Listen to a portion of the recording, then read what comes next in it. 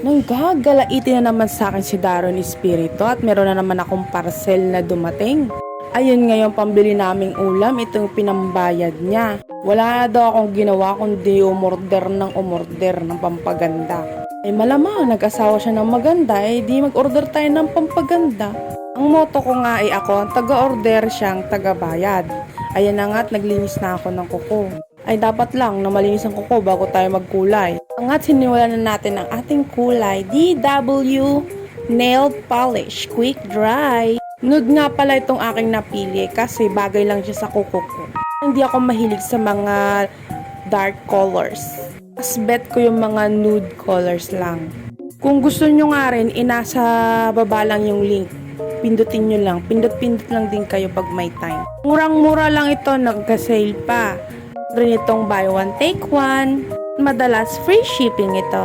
Available any colors and quick dry siya.